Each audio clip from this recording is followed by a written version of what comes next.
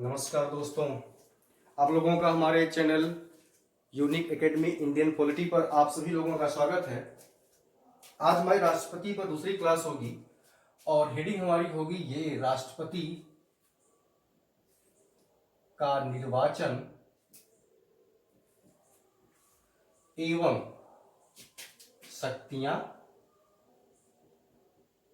तथा कर्तव्य, ये आज की हमारी हेडिंग क्लास होगी। इस पर आज चर्चा होगी, कुछ इस पर चर्चा होगी जब तक समय मिलेगा। मैं आपको ये बताना चाहता हूं सबसे बड़ी बात कि कोई भी क्लास स्टार्ट करने से पहले उसको थोड़ा सा रिवाइज करना ज्यादा जरूरी होता है, क्योंकि आप कोई पिक्चर या सीरियल आप देख रहे हो तो थोड़ा सा वो आपको पीछे जरूर लेके जाता है ताकि आप उस कंटेंट के साथ फ्लो में आ जाइए। तो राष्ट्रपति का शुरुआत कहां से होती है? आर्टिकल 52 से स्टार्ट होता है। अनुच्छेद 12 क्या कहता है? भारत का एक राष्ट्रपति होगा। 53 क्या कहता है? 53 कहता है संघ की समस्त कार्यपालिक शक्तियां राष्ट्रपति में निहित होंगी, जिसका प्रयोग वो अपने रिश्तों के माध्यम से करेगा। 54 में क्या है? 54 में राष्ट्रपति का निर्वाचन, 54 में राष्ट्रपति का निर्वाचन में कौन लोग भाग लेते हैं और कौन लोग भाग नहीं लेते हैं, ये मैंने बता दिया। अनुच्छेद 55 में मैंने आपको बता दिया कि निर्वाचन उसका कैसे होता है। एकल संक्रमणीय आनुपातिक प्रतिनिधित्व प्रणाली के आधार पर अप्रत्यक्ष रूप से होता है।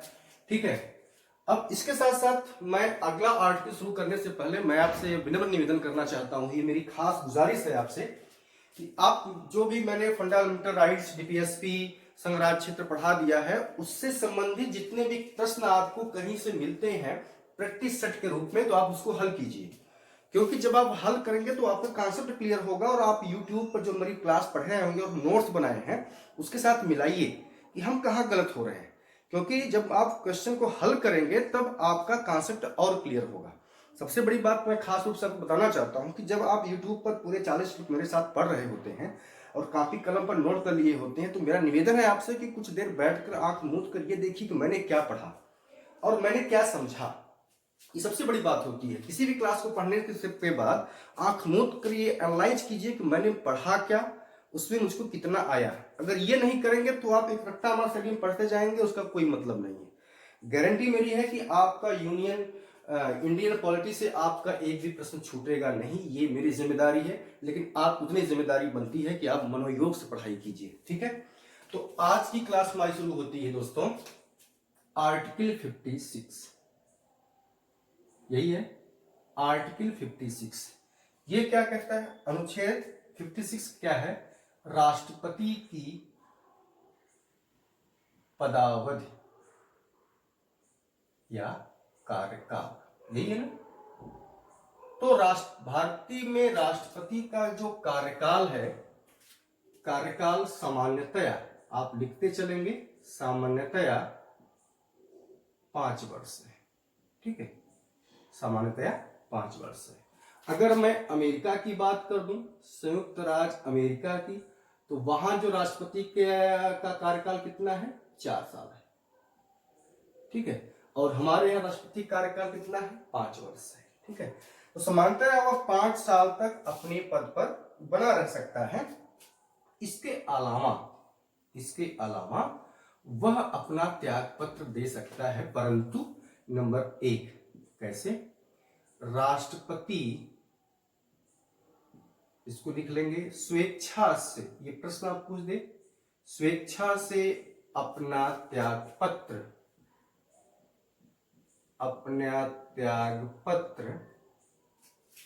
उपराष्ट्रपति को देता है। मतलब अब प्रश्न समझ जाएगा कि राष्ट्रपति अपना त्याग पत्र किसको देता है, तो आप क्या बता दोगे साहब? उपराष्ट्रपति को। एकदम सेम है, जैसे पूछे राष्ट्रपति अपना त्याग पत्र किसको देता है, तो उपराष्ट्रपति को, और उपराष्ट्रपति किसको देगा?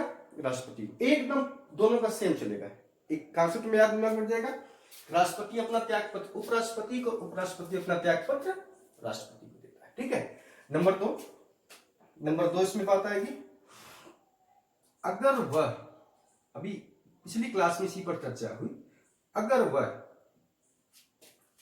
संविधान का अतिक्रमण करता है, संविधान का अतिक्रमण अनुच्छेद 56 ठीक करता है तो उसे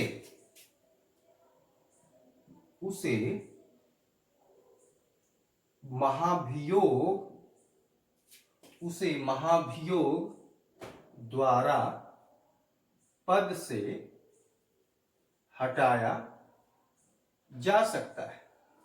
ठीक है, तो यहां आर्टिकल 56 किससे संबंधित हो गया? संविधान का अतिक्रमण भी हो गया, कार्यकाल से संबंधित है उसका।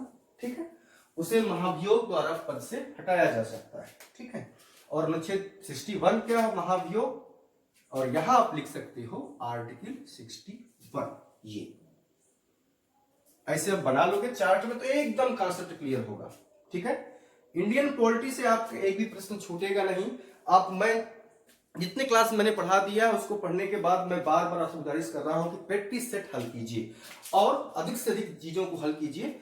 उससे आपके मनोबल बढ़ता है कि हम कहां चूक करें और हमारा कौन सा वीक पॉइंट है उसको आप पकड़ने का प्रयास करें। नंबर 3 जो है राष्ट्रपति, ये खास बात है, राष्ट्रपति अपने पद पर तब तक बना रहेगा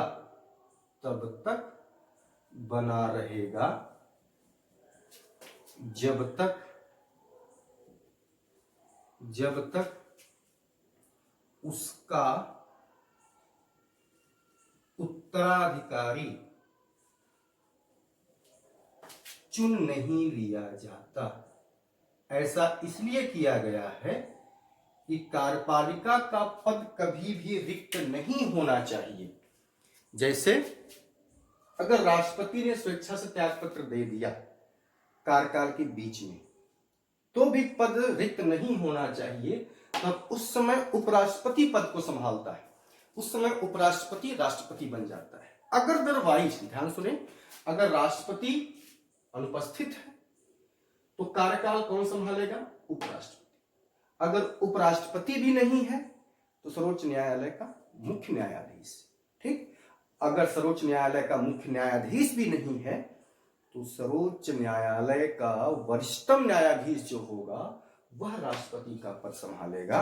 मेरा कहने का मतलब यह है कि कभी भी कार्यपालिका का पद रिक्त नहीं होगा। इस पद से समझिए कि तब तक बना रहेगा जब तक उसका उत्तराधिकारी जो है वो पद ग्रहण नहीं कर लेता। पद बल्कि चुन लिया जाता है, बल्कि ये कह ले पद ग्रहण न कर लेता। क्योंकि जब इसको सर्वोच्च न्यायालय का मुख्य न्यायाधीश इसको शपथ दिला देगा तो उसके बाद ये अपना पद रिक्त कर देंगे और नया वाला जो राष्ट्रपति होगा वो पद पर बैठेगा। ठीक है, तो अनुच्छेद 56 का संबंध किससे है? राष्ट्रपति की पदावधि से है, राष्ट्रपति के कार्यकाल से है। सामान्यतः भारत के राष्ट्रपति का कार्यकाल 5 वर्ष होता है, लेकिन उसके पहले भी वह पद से हटाया जा सकता है। वह स्वेच्छा से अपना त्याग पत्र कर दे, किसको देगा? उपराष्ट्रपति को देगा। अगर वह संविधान का अतिक्रमण करता है तो महाभियोग अनुच्छेद 61 द्वारा पद से हटाया जा सकता है। और वैसे तो सामान्य कंडीशनों में वह तब तक बना रहेगा, अपने पद पर बना रहेगा जब तक उसका उत्तराधिकारी चुन नहीं लिया जाता। ठीक है, तो ये बात आपको कॉन्सेप्ट क्लियर हो गया होगा, ये आप लिख चुके होंगे।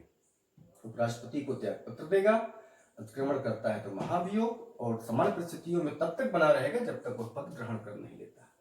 ठीक है, आगे हम चलते हैं। दोस्तों, हम बड़े सीमित संसाधनों में एक बहुत बड़ा भागीरथ प्रयास करने का प्रयास कर रहे हैं। एक भागीरथ प्रयत्न किया है हमने इंडियन पॉलिटी को पढ़ाने का। काफी मेरे दोस्तों ने कहा कि आप पढ़ाइए, और मैं बड़े सीमित संसाधनों में इस चीज को कर रहा हूँ।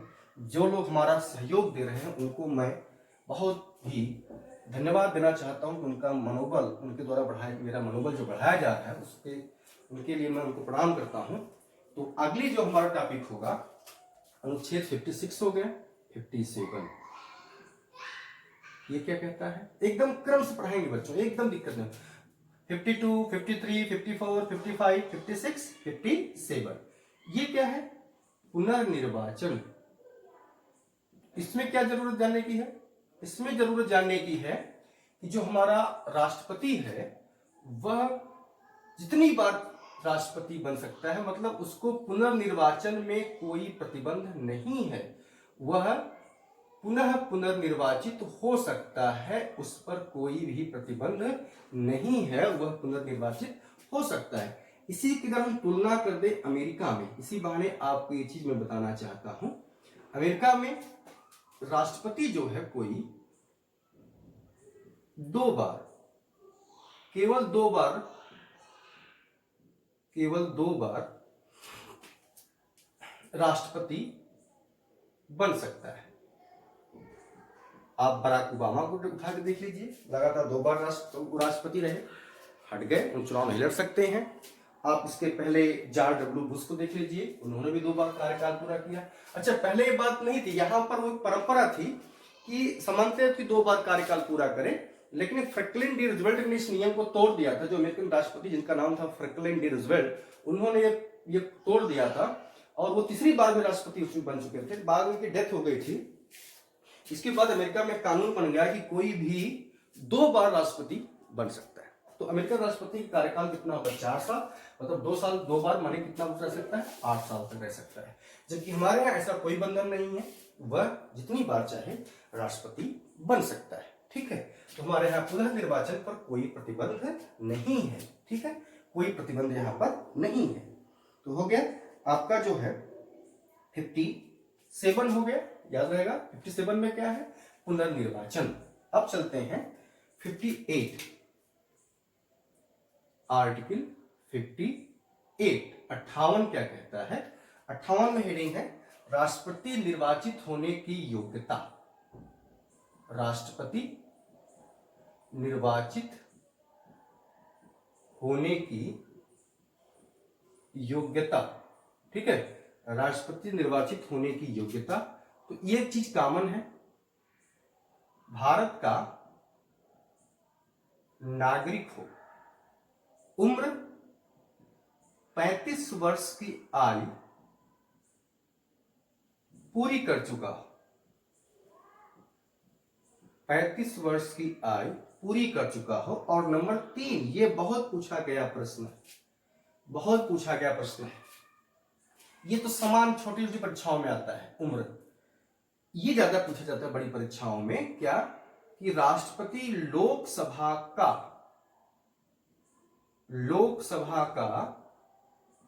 सदस्य बनने की, लोकसभा का सदस्य बनने की योग्यता रखता हो नहीं, लोकसभा का सदस्य हो नहीं, योग्यता रखता हो। और नंबर 4, लाभ का पद धारण न करता हो, लाभ का पद धारण न करता हो, भारत का नागरिक हो, 35 वर्ष की आयु पूरी कर चुका हो, लोकसभा का सदस्य बनने की योग्यता रखता हो। यहां पर एक बात मैं बताना चाहता हूं कि मंत्री, राष्ट्रपति, उपराष्ट्रपति, आदि जो पद हैं ये लाभ के पद नहीं माने जाते। आदि जो पद हैं ये लाभ के पद नहीं माने जाते हैं। ठीक है, ये लोग ये लाभ के पद नहीं माने जाते हैं। ठीक, ये बात क्लियर हो रही है। ये जो है लाभ के पद नहीं माने जाते हैं। तो लाभ का पद मतलब अगर वो एक पद पर चुन लिया जाता है, मान लीजिए वह मंत्री है या वह सांसद है, जो भी आप मान लीजिए, अगर उसके बाद वह राष्ट्रपति बन जाता है तो उसे यह पद जो है यहां उसको त्यागपत्र देना होगा। उसे 2 पदों पर वो एक साथ नहीं रख सकता, वो उसे एक पद पर त्यागपत्र देना होगा। ठीक है, भारत का नागरिक हो, मेरे साथ एकदम आंख बंद करके याद कर ले, भारत का नागरिक हो, 35 वर्ष की आयु पूरी कर चुका हो, लाभ का पद धारण न करता हो और लोकसभा का सदस्य बनने की योग्यता रखता हो। इसकी मैं ट्रिक बताता हूं। देखिए, 35 वर्ष जो उम्र मानी गई है वह राष्ट्रपति, उपराष्ट्रपति और राज्यपाल, राष्ट्रपति, उपराष्ट्रपति, राज्यपाल की उम्र जो कही गई है 35 वर्ष। 30 वर्ष कहां पर मिलेगा आपको? वहां मिलेगा राज्यसभा,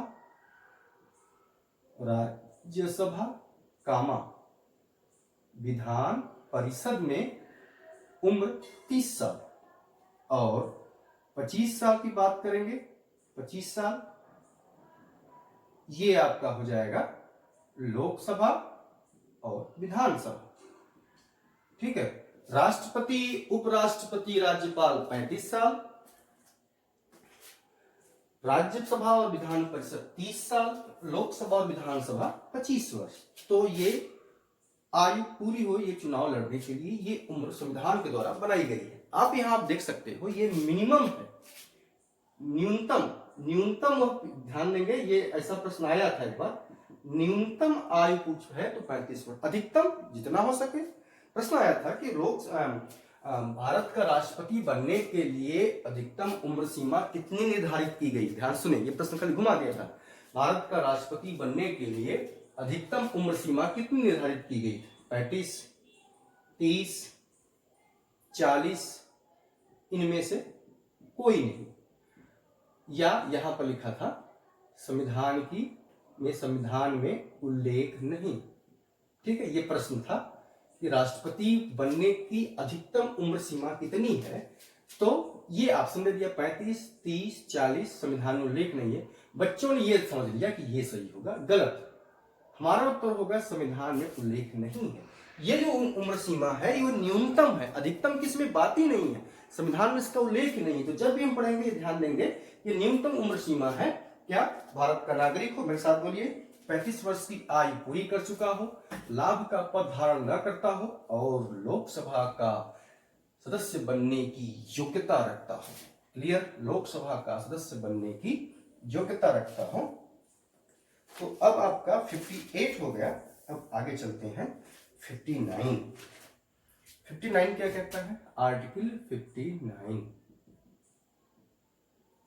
आर्टिकल 59 में क्या है? इसमें राष्ट्रपति का वेतन आप लोग किसी भी किताब से ढूंढ सकते हैं। 1,75,000 है राष्ट्रपति का वेतन। आप ढूंढ के बताइएगा हमको राष्ट्रपति का वेतन कामा अहर्ता, उसको क्या क्या फ्री मिलता है, क्या आवास मिलता है, ये चीजें। ठीक है। आर्टिकल 60, अनुच्छेद 60, इसमें है राष्ट्रपति का शपथ।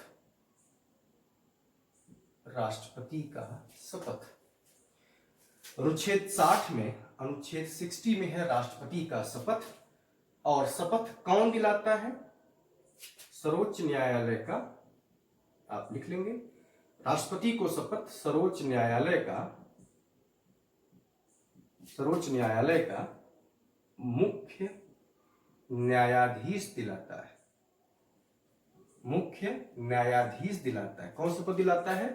सर्वोच्च न्यायालय का मुख्य न्यायाधीश दिलाता है। अगर यह अनुपस्थित है तो, अगर यह अनुपस्थित है तो कौन दिलाएगा?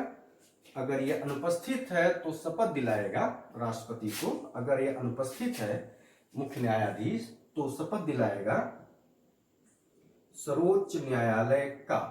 अगर यह अनुपस्थित है तो राष्ट्रपति को शपथ दिलाएगा सर्वोच्च न्यायालय का वरिष्ठतम न्यायाधीश। अगर यह अनुपस्थित है तो सर्वोच्च न्यायालय का वरिष्ठतम न्यायाधीश इसको शपथ दिलाएगा। ठीक है। तो ये आपका, इसमें मैंने आपको बता दिया शपथ कौन दिलाएगा। तो अगर सबसे पहले कंडीशन तो मुख्य न्यायाधीश, अगर ये नहीं है तब ये। बात क्लियर? पहले ये, अगर ये अनुपस्थित है तो मुख्य न्यायाधीश शपथ दिलाएगा। ठीक है। अनुच्छेद 59। अब 61, 60 पढ़ लिया जिसमें राष्ट्रपति का शपथ है। अगला है राष्ट्रपति का परमहाभियोग। ये ध्यान दें, बहुत इंपॉर्टेंट है, इसका आर्टिकल बहुत पूछता है। राष्ट्रपति का या पर महाभियोग ये क्या है? राष्ट्रपति पर महाभियोग ये देखते हैं। राष्ट्रपति पर महाभियोग ये क्या है? इसको देखिए, अगर भारत का राष्ट्रपति,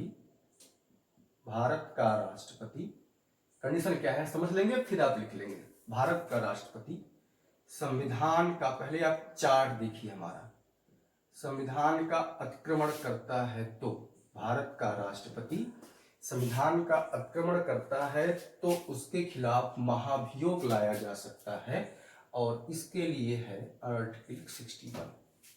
बात ध्यान दीजिए, अगर राष्ट्रपति अतिक्रमण कर रहा होता है संविधान का तो उसके खिलाफ महाभियोग लगाया जा सकता है, और यह महाभियोग है संविधान का अतिक्रमण। इसके लिए क्या है, अब देखें यहां पर जो ध्यान देने की बात है, जो बताना चाहता हूं, संविधान का अतिक्रमण करेगा तो यह महाभियोग कहां लाया जाएगा, संसद के दोनों सदनों में लाया जाएगा। पहली कंडीशन, संसद के दोनों सदनों में से, पहली कंडीशन, संसद के दोनों सदनों में से किसी भी सदन में लाया जा सकता है। बड़ी इंपॉर्टेंट बात पे प्रश्न पूछा गया है। प्रश्न पूछा गया है कि महाभियोग का प्रस्ताव कहां लाया जा सकता है, किस सदन में लाया जा सकता है। प्रश्न हो जाए महाभियोग का प्रस्ताव किस सदन में लाया जा सकता है, ऑप्शन हो लोकसभा, राज्यसभा, संसद के किसी भी सदन, विधानसभा, तो आप लिख सकते हो, लिख दोगे कि संसद के किसी भी सदन में यह प्रस्ताव लाया जाएगा। ये ध्यान देंगे क्योंकि यहाँ कंफ्यूजन होगी जब हम पढ़ाएंगे उपराष्ट्रपति, तो वहां जो उसको हटाने का प्रस्ताव आएगा वो सबसे पहले राज्यसभा में आएगा, लेकिन यहाँ जो कंडीशन है कि महाभियोग का जो प्रस्ताव लाया जाएगा राष्ट्रपति के खिलाफ, वह किसी भी सदन में लाया जाएगा, चाहे वो लोकसभा में लाया जाए चाहे वो राज्यसभा में। ठीक है, लोकसभा में चाहे राज्यसभा में। ठीक है, अगर लोकसभा में लाया जाता, सपोज दैट, मैंने कहा किसी सदन में लाया, अगर लोकसभा में लाया जाता है, ध्यान से सुने, तो उस लोकसभा के 1/4 सदस्यों का लिखित हस्ताक्षर होना चाहिए। 1/4 सदस्यों का लिखित हस्ताक्षर होना चाहिए। ठीक है, 1/4 सदस्यों का लिखित हस्ताक्षर होना चाहिए। ठीक, 1/4 सदस्यों का लिखित हस्ताक्षर होना चाहिए, और उस प्रस्ताव पर 1/4 सदस्यों का लिखित हस्ताक्षर होना चाहिए, और राष्ट्रपति को 14 दिन पहले लिखित सूचना दी जानी चाहिए कि आपके खिलाफ महाभियोग का प्रस्ताव लाया जा रहा है। ध्यान सुने, मैंने लिखाया कि किसी भी सदन में लाया जा सकता है। ठीक, मान लीजिए कि यह लोकसभा में लाया गया सबसे पहले, तो लाने से पहले 1/4 सदस्यों का उस प्रस्ताव पर लिखित हस्ताक्षर होगा, और 14 दिन पहले लिखित सूचना दी जाएगी। ठीक है, 14 दिन पहले लिखित सूचना दी जाएगी। जब यह प्रस्ताव रखा जाएगा तो यह सदस्यों की संख्या के 2/3 बहुमत से प्रस्ताव पास होगा। ठीक है, 2/3 बहुमत से प्रस्ताव पास होगा। यह पास होने के बाद अगले सदन मानिए राज्यसभा को जाएगा। मैं पहले बता देता हूं कि यह किसी भी सदन में लाया जा सकता है, मैं तो आपको समझाने का ही बता रहा हूं। अगले सदन में जाएगा, राज्यसभा में आएगा। यहां जब आएगा तो राष्ट्रपति अपने बचाव में, राष्ट्रपति यहां स्वयं उपस्थित हो सकता है, बचाव में स्वयं उपस्थित, या अपने प्रतिनिधि को भेज सकता है, स्वयं उपस्थित हो सकता है या अपने प्रतिनिधि को भेज सकता है। अब राष्ट्रपति, अब यहां भी अगर 2/3 बहुमत, सेम कंडीशन, बहुमत से पास हो जाता है तो राष्ट्रपति को पद से हटना होगा। अब मैं इस चार्ट के माध्यम से कॉन्सेप्ट क्लियर कर देता हूं। क्या है, अगर ध्यान सुने, अगर भारत का राष्ट्रपति संविधान में का अतिक्रमण करता है, अगर भारत का राष्ट्रपति संविधान का अतिक्रमण करता है तो अनुच्छेद 61 के तहत उसके खिलाफ महाभियोग लाया जा सकता है। क्लियर बात? अगर वह उल्लंघन करता है तो अनुच्छेद 61 के तहत महाभियोग लाया जा सकता है। यह महाभियोग का प्रस्ताव संसद के किसी भी सदन में लाया जा सकता है। अब वहीं से मैं ये नहीं बोलूंगा, अब मैं यहाँ बोलता हूँ। यह प्रस्ताव संसद के किसी भी सदन में लाया जा सकता है। जिस भी सदन में लाया जाएगा वहां सबसे पहले उस प्रस्ताव पर 1/4 सदस्यों का लिखित हस्ताक्षर होगा और राष्ट्रपति को 14 दिन पहले लिखित सूचना दी जाएगी। अब यहां से अगर 2/3 बहुमत, उस सदन से 2/3 बहुमत से पास हो जाता है तो वह अगले सदन को भेजा जाएगा और वहां से भी 2/3 सदन से पास हो जाता है तो राष्ट्रपति को अपने पद से हटना होगा। फिर से मैं बता रहा हूं कि संसद के दोनों सदनों में किसी भी सदन में राष्ट्रपति के खिलाफ महाभियोग का प्रस्ताव लाया जा सकता है। यह महाभियोग का प्रस्ताव लाने से किसी सदन में लाया जाएगा, जिस भी सदन में लाया जाएगा उस पर 1/4 सदस्यों का लिखित हस्ताक्षर होगा। 14 दिन पहले लिखित सूचना दी जाएगी, 2/3 बहुमत से पास होगा, फिर वह अगले सदन को भेजा जाएगा और वहां से 2/3 बहुमत से पास होता है तो राष्ट्रपति को पद से हटना होगा। ठीक है, तो ये आप नोट कर लेंगे, याद हो जाएगा। मैं हरदम कहता हूं जब पूरी क्लास पढ़ने के बाद आप आंख मूंद कर बैठें 10 मिनट 20 मिनट कि मैंने क्या पढ़ा, क्या समझा। नहीं समझ में आता है फिर देखिए और नोट करते चलिए, इससे आपका कॉन्सेप्ट क्लियर होगा। एकदम क्वेश्चन नहीं छूटेंगे, आप क्वेश्चन कॉन्सेप्ट पढ़ते चलिए और क्वेश्चन जो भी आपको जहां से भी आपको प्रैक्टिस सेट मिलता है उसको हल कीजिए। अब यहाँ पर कुछ कंडीशन है, क्या नोट कंडीशन ये है बच्चों, अगर राष्ट्रपति का पद रिक्त है, ध्यान से देखें, अगर राष्ट्रपति का पद रिक्त है तो नंबर 1, अगर राष्ट्रपति का पद रिक्त है तो नंबर 1 उपराष्ट्रपति, बड़ी बात बता रहा हूं बच्चों, बड़ी इंपॉर्टेंट बात है। अगर राष्ट्रपति का पद महाभियोग के द्वारा रिक्त हो गया या फिर उसने स्वेच्छा से अपने कार्यकाल के बीच में त्याग पत्र दे दिया, आपको मैंने पहले ही बता दिया, या तो महाभियोग द्वारा पद से हटा दिया गया हो या फिर वह स्वेच्छा से पद त्याग कर दे, तो उसके बीच के समय में उपराष्ट्रपति राष्ट्रपति का कार्यभार संभालेगा। उस समय उपराष्ट्रपति राष्ट्रपति का कार्यभार संभालेगा। ठीक है, ये कंडीशन तब की है जब या तो महाभियोग लगा हो या तो महाभियोग द्वारा हटाया गया हो। मैं एक तो फोड़ के बताऊंगा बच्चों, इसमें कोई कंफ्यूजिंग नहीं है, या फिर महाभियोग द्वारा या स्वेच्छा से पद त्याग कर दिया, स्वेच्छा से पद त्याग कर दिया, तो उपराष्ट्रपति राष्ट्रपति का कार्यभार संभालेगा। मतलब उस समय उपराष्ट्रपति जो है राष्ट्रपति बन जाएगा। नंबर 2, अगर उपराष्ट्रपति भी नहीं है, ये देख ले, इसी में मैं दोनों बताता हूं, उपराष्ट्रपति भी नहीं है तब उस समय राष्ट्रपति कौन बन जाएगा? सर्वोच्च न्यायालय का मुख्य न्यायाधीश। आप पूरी बात लिखेंगे, मैं छोटा ही लिख रहा हूं। अगर उपराष्ट्रपति भी नहीं है तो कौन राष्ट्रपति बन जाएगा? तब बन जाएगा सर्वोच्च न्यायालय का मुख्य न्यायाधीश। ठीक है, अगर यह भी नहीं है तो कौन हो जाएगा? तब हो जाएगा सर्वोच्च न्यायालय का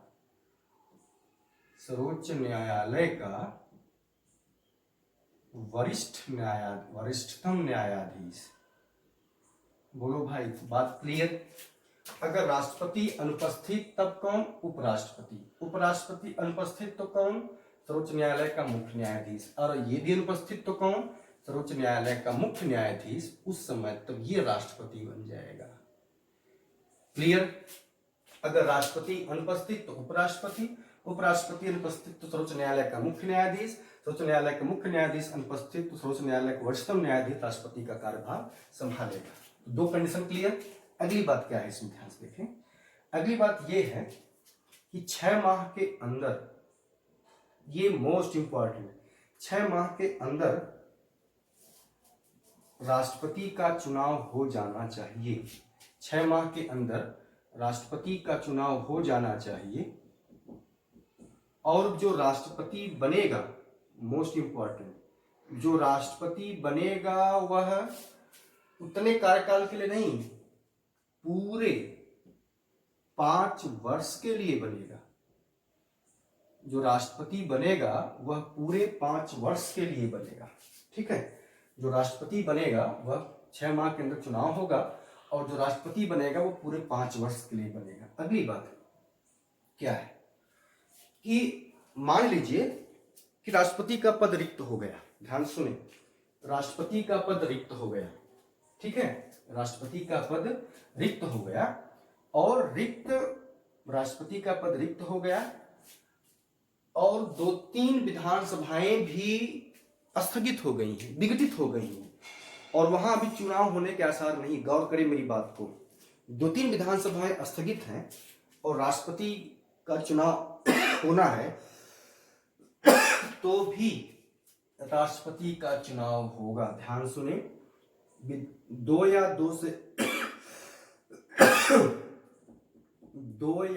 2 से अधिक, ये बहुत कम लोग बता पाएंगे आपको, 2 या 2 से अधिक विधानसभाओं, 2 या 2 से अधिक विधानसभाओं के विघटन होने पर भी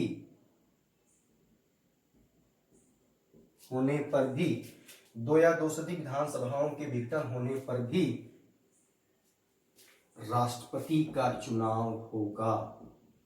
क्योंकि याद है आपको, मैंने पढ़ाया था कि राष्ट्रपति के चुनाव में संसद के दोनों सदनों के निर्वाचित प्रतिनिधि, राज्यों की विधानसभाओं के निर्वाचित प्रतिनिधि और दिल्ली और पांडिचेरी के निर्वाचित प्रतिनिधि भाग लेते हैं। तो यहां मैं बता रहा हूं कि 2 या 2 से अधिक विधानसभाएं विघटित हैं तब भी राष्ट्रपति का चुनाव होगा। ठीक है, तो ये 4 कंडीशन आपको याद हो। क्लियर बात, ये बात याद हो गई। एक चीज छूट गई थी महाभियोग में, वो अभी दिमाग में आया तो मैं आपको समझाना चाहता हूं। आप याद करो, मैंने जब ये राष्ट्रपति के निर्वाचन पढ़ाया था, निर्वाचन में कौन लोग भाग लेते हैं, तो वहां मैंने बताया था संसद के दोनों सदनों के निर्वाचित प्रतिनिधि, राज्यों की विधानसभाओं के निर्वाचित प्रतिनिधि और दिल्ली और पांडिचेरी के निर्वाचित प्रतिनिधि भाग लेते हैं। अब यहाँ है महाभियोग में कौन लोग भाग लेते हैं, तो ध्यान दे बच्चों, बड़ी इंपॉर्टेंट बात है। महाभियोग में संसद के, ये खास बात सुनिए, मैं काफी क्लियर बोलना चाहता हूं, संसद के दोनों सदनों के सभी में निर्वाचित और प्लस मनोनीत दोनों, माने वो 2 एंग्लो इंडियन और 12 जो राज्यसभा में मनोनीत होते हैं। तो महाभियोग की प्रक्रिया में संसद के दोनों सदनों के सभी निर्वाचित और मनोनीत सभी प्रतिनिधि भाग लेते हैं। ये मैं छूट गया था, इसको आप उस कापी जहां आप महाभियोग लिखे हैं वहां इस बात को लिख लीजिएगा, क्या कि महाभियोग की प्रक्रिया में संसद के दोनों सदनों के निर्वाचित प्रतिनिधि भाग लेते हैं। तो कौन भाग नहीं लेते हैं, नहीं में आ जाएगा, और पांडिचेरी, दिल्ली और पांडिचेरी के सदस्य भाग नहीं लेते हैं। मेरी बात समझ में आ रही है? कौन लोग भाग नहीं लेते हैं, तो दिल्ली और पांडिचेरी के सदस्य प्लस विधानसभाओं के सदस्य भाग नहीं लेते हैं। फिर सुनिए, राष्ट्रपति के निर्वाचन में केवल निर्वाचित प्रतिनिधि भाग लेते हैं। कहाँ के? संसद के दोनों सदनों के, राज्यों की विधानसभाओं के, दिल्ली और पांडिचेरी की। लेकिन महाभियोग में केवल संसद के दोनों सदनों के सभी प्रतिनिधि भाग लेते हैं, निर्वाचित और मनोनीत दोनों भाग लेते हैं। ये बहुत इंपॉर्टेंट बात है। और कौन लोग महाभियोग में भाग नहीं लेते हैं, तो राज्य विधानसभा के सदस्य भाग नहीं लेते हैं, दिल्ली और पांडिचेरी के सदस्य भाग नहीं लेते हैं। तो ये आप देख चुके होंगे कि मैंने बता दिया कि महाभियोग की प्रक्रिया में कौन लोग भाग लेते हैं और कौन लोग भाग नहीं लेते हैं। क्लियर बात? ये आप नोट कर चुके होंगे क्या क्या। अगर राष्ट्रपति का पद रिक्त हो, किस कंडीशन में, महाभियोग द्वारा या स्वेच्छा से। ये तो नॉर्मल कंडीशन है कि अगर ये अपना कार्यकाल पूरा 5 वर्ष पूरा कर रहे हैं तो अगला जो राष्ट्रपति ये तब तक बने रहेंगे जब तक अगला राष्ट्रपति बन न जाए। लेकिन अगर वो पहले ही स्वेच्छा से पद त्याग कर दे या महाभियोग द्वारा पद से हटाया जाए तो कार्यभार कौन संभालेगा, उपराष्ट्रपति। उपराष्ट्रपति अगर नहीं है तो कार्यभार कौन संभालेगा, सर्वोच्च न्यायालय का मुख्य न्यायाधीश। अगर यह भी नहीं है तो कौन कार्यभार संभालेगा, सर्वोच्च न्यायालय का वरिष्ठतम न्यायाधीश। क्योंकि पद रिक्त नहीं होना चाहिए। 6 माह के अंदर राष्ट्रपति का चुनाव हो जाना चाहिए। ऐसा इसलिए है कि राज अंतराल न होने पाए, राज अंतराल न हो, इसलिए 6 माह के अंदर, मोस्ट इंपॉर्टेंट है ये, 6 माह के अंदर राष्ट्रपति का चुनाव हो जाना चाहिए। राष्ट्रपति जो बनेगा, जो निर्वाचित होगा, वह पूरे 5 वर्ष के लिए बनेगा। अगली कंडीशन बड़ी इंपॉर्टेंट बात है, अगर 2 या 2 से अधिक राज्यों की विधानसभाएं भी विघटित हैं तब भी राष्ट्रपति का चुनाव होगा। ये कंपलसरी है, क्योंकि राज अंतराल न होने पाए, तब भी राज अंतराल न होने पाए तब भी चुनाव होगा। ठीक है, ये चीज मैंने आपको बता दिया। अब जो क्लास है, एक चीज और छूट गया था, कभी कभी प्रश्न पूछ देता है, वो क्या है, हमने आपको पढ़ाया कि राष्ट्रपति की पद की शर्तें क्या हैं। उसमें मैंने ये बताया, भारत का नागरिक हो, 35 वर्ष की आयु पूरी कर चुका हो, लाभ का पद धारण न करता हो। यहां पर जो बात मैं बताना चाहता हूं कि राष्ट्रपति के पद के लिए, राष्ट्रपति के पद के लिए बहुत इंपॉर्टेंट बात है, छूट गया था, वहां आप जोड़ लेंगे, क्योंकि हर बात दिमाग में जब नहीं आती, कभी कभी आती है, तो फिर आती तो मैं रिवाइज कर लेता हूं, क्योंकि मैंने आपके साथ ये मैंने भरोसा दिया है कि आपका इंडियन पॉलिटी से एक भी प्रश्न नहीं छूटेगा। ये मैं पूरा प्रयास करूंगा अपनी ओर से। तो राष्ट्रपति पद के लिए 50 प्रस्तावक होने चाहिए और 50 ही अनुमोदक होने चाहिए। 50 प्रस्तावक और 50 ही अनुमोदक होने चाहिए। ठीक है, और 15,000 रुपये, 15,000 रुपये उसे जमानत राशि के रूप में जमा करना होगा, जमानत राशि के रूप में जमा करना होगा। ये पूछा गया प्रश्न है। अगर, ध्यान से सुने, कुल डाले गए मतों का, कुल डाले गए मतों का 1/6 भाग मत प्राप्त नहीं करता, 1/6 भाग मत प्राप्त नहीं करता तो उसकी जमानत राशि जब्त कर ली जाएगी, उसकी जमानत राशि जब्त कर ली जाएगी। अगर वह कुल डाले गए मतों का 1/6 भाग प्राप्त नहीं करता तो उसकी जो राशि जमा किया है वो जब्त कर ली जाएगी। ठीक है, तो ये प्रश्न पूछा गया, कितने मत, जमानत राशि से बचने के लिए कितने मत प्राप्त करना अनिवार्य है, तो कुल डाले गए मतों का 1/6 भाग। ठीक है, ये मोस्ट इंपॉर्टेंट बात है। ठीक है, पहले ये था क्या, पहले आपका 1997 के पहले ये कंडीशन जो बनाई गई, यह 1997 में बनाई गई है। 1997 के पहले 20 प्रस्तावक और 20 ही अनुमोदक होते थे। ध्यान दें, दोनों बात मैं बता रहा हूं, 20 प्रस्तावक और 20 अनुमोदक होते थे, और जमानत राशि जो थी, जमानत राशि कितनी थी, मात्र 2500 रुपये। ऐसा इसलिए लागू कर दिया गया ताकि सीरियस लोग इस चुनाव में लड़े, राष्ट्रपति के चुनाव के लिए सीरियस लोग लड़े। अब ये 97 के पहले था, ये अब नहीं है। अब ये है कि 50 प्रस्तावक होंगे राष्ट्रपति पद के और 50 ही अनुमोदक होंगे। 15,000 रुपये जमानत राशि के रूप में जमा करना होगा और कुल डाले गए मतों का अगर 1/6 भाग वह प्राप्त नहीं करता है तो उसकी जो जमानत राशि है वह जब्त कर ली जाएगी। ठीक है, तो मैंने आपको आज के टॉपिक में राष्ट्रपति के निर्वाचन, उसके चुनाव लड़ने, प्रक्रिया, सब चीजों को बता दिया। अब अगली जो टॉपिक होगी राष्ट्रपति की शक्तियां, राष्ट्रपति की शक्तियां जो बहुत ही इंपॉर्टेंट है, पावर ऑफ प्रेसिडेंट, राष्ट्रपति की शक्तियां। तो राष्ट्रपति की शक्तियों को पढ़ने के लिए बहुत सबसे पहले इसको डिवाइड कर लें। राष्ट्रपति की शक्तियां बहुत ही इंपॉर्टेंट टॉपिक है ये, राष्ट्रपति की शक्तियां। तो इसमें हेडिंग वाइज पढ़ लेंगे तो हमको आसानी होगी। तो शक्तियों में क्या क्या आएगा? पहला, कार्यपालिक शक्तियां, बहुत इंपॉर्टेंट बात है, आप इसको नोट कर लें। पहला कार्यपालिक शक्तियां, दूसरा विधायी शक्तियां, दूसरा विधायी शक्तियां, बोलते जा रहा हूं, आप लिखते चलिए। कार्यपालिक शक्तियां, दूसरा विधायिक शक्तियां, तीसरा है आपका वित्तीय शक्तियां, वित्तीय शक्तियां, चौथा वित्तीय शक्तियां, चौथा न्यायिक शक्तियां, न्यायिक शक्तियां, और पांचवा आपका है कूटनीतिक शक्तियां, कूटनीतिक शक्तियां,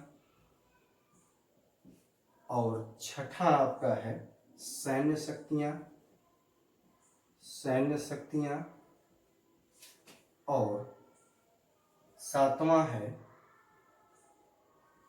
आपातकालीन शक्तियां, आपातकालीन शक्तियां। तो पावर ऑफ प्रेसिडेंट में इनको हमको पढ़ना है। कार्यपालिक शक्तियां, विधायी शक्तियां, वित्तीय शक्तियां, न्यायिक शक्तियां, कूटनीतिक शक्तियां, सैन्य शक्तियां और आपातकालीन शक्तियां। इस हेडिंग वाइज आपको हम बताते चलेंगे, लिखाते चलेंगे, और आप पहली हेडिंग दे लोगे कार्यपालिक शक्तियां।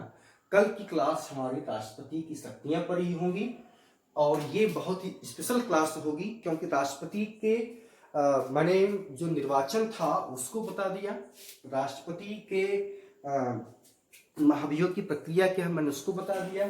ठीक है, आज हमारी अब कल की क्लास जो हमारी होगी, जो अगली हमारी क्लास बनेगी, और राष्ट्रपति की शक्तियां होंगी। आप लोगों का बहुत प्यार और सहयोग मिल रहा है, आपके कमेंट्स, आपके सब्सक्राइब हमको और बढ़ा रहे हैं। बहुत बहुत धन्यवाद आप लोगों का। बड़े सीमित संसाधनों में हम लोग की व्यवस्था की है अपनी, इसके लिए आप जो भी हमारे साथ सहयोगी हैं उनका बहुत बहुत आभार, धन्यवाद। आज की क्लास यहीं तक। कल हमारी हेडिंग होगी राष्ट्रपति की शक्तियां, और टॉपिक यहाँ शुरू करेंगे हम कार्यपालिक शक्तियां।